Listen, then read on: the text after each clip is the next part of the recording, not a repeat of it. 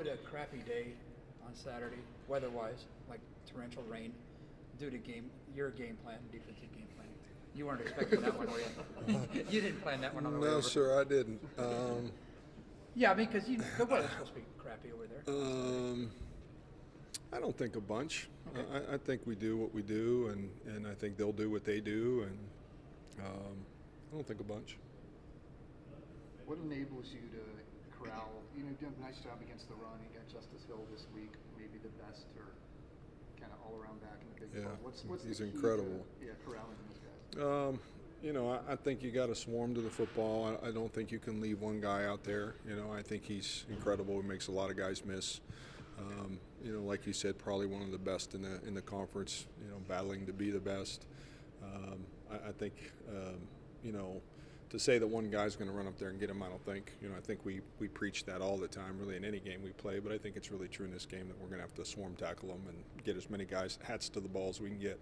How challenging is that? Because not only are you having to worry about that, but they seem like a team that really takes a lot of shots down the They field. do. They're statistically have shown that they throw the football down the field, take shots, big plays, a lot of yards in the passing game. So it's a true challenge, and that's why they're good. That's why they do a good job. They've had success doing what they're doing, and we've got to find a way to slow down a little bit of both. When you're scouting their offense and opposing offense, let's just say, do you look at their season as a whole, or now that everybody's 2 games in, at least in the Big 12 Conference, do you just look at the 2? Oh no, we look a whole year ago. Okay. I mean, we combine all the games from a year ago, our game a year ago, all the games this year for sure. I mean, we go through. We don't really use 2 years ago. We look through some of that for some different kinds of plays, but last season for sure, and all of this season, we use every play we can use. How much do you guys, your side of the ball, play into setting the tempo, or how much is it just like the offense? Well, I think we have a huge role.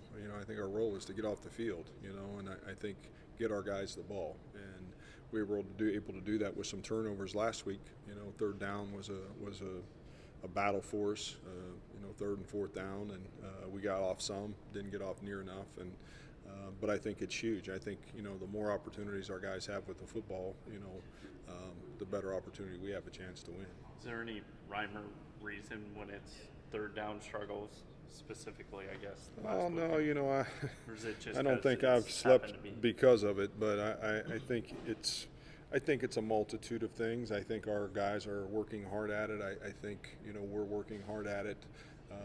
We've got to find some ways to get off the field, and we're playing some dangerous guys. When you play guys that can run the football, the quarterback can run the ball, and the screen game, and there's a lot of factors involved. And we've got to find a spot that our guys feel comfortable in, and we feel comfortable calling, and it'll get better, and it already has a little bit this week, and the emphasis and just keep working at it. What have been the keys for Braxton Lewis to find his niche and kind of flourish? Well, he's probably the hardest worker and one of the hardest workers in my room. As a safety, he's the guy that grinds the film since the day we got here. I mean, that's what it's allowed it to happen. It didn't just happen now. He's been the guy that the day we walked in the door accepted the change and went to work and did what we asked. And I think it's now paying fruits for him and dividends for him. I think Matt was saying when you guys first came here, you were almost looking for a certain type of player that Braxton kind of epitomized. What was it that Braxton had that you guys were looking for? He liked working. He liked working and studying film and taking coaching, and that's it. I mean, it's not anything high end. It's just a guy that was willing to accept some change, and that's I've been through 4 of those. I get all that, but he was willing to accept change, and that's where we were, and he was out to make sure that he was being the best player he could be, and I think and it's now paying off for him. I think it's been a lot of work since then, but the day we walked in the door, that guy was taking coaching and wanting to change and do whatever he could help do to make himself better and our team better, and now you see it coming to fruition. Do things like turnover belts help when it comes to the alchemy of that stuff? Because you can work it, as you know, you Yeah, punch a bunch of I'm not a big belt guy or a chain guy or any of that. I think it's really important that our guys work hard to get attempts. You can't get, turnovers, as Coach McDonald always say, you can't get turnovers without attempts and without strips and without tips and working to get the football out. And those are the kinds of things. And that's the stuff that's important to me. I think the other stuff's fun for the players. Don't get me wrong. I got no issues with it. I just, the actual part of getting the turnover takes a lot of work. And that's, what we've been stressing and since the day we got here too. You didn't do that at Youngstown, What's that? the belt? No, it's kind of crazy. Just it's interesting. It's all kind of changed in the last couple of years. That's been a big deal, and I guess our guys like it. And if our guys got a belt out, then that means we got a turnover, and that's good for our team. So I get that too. So I'm okay with it. I don't, wasn't one of my deals, but I'm fine.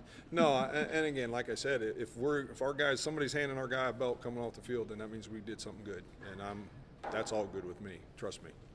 Do you guys use advanced stats much? I know in other sports sometimes, baseball advanced stats have taken over beyond just the traditional stuff. Do you look at anything maybe that's beyond what is traditionally kept?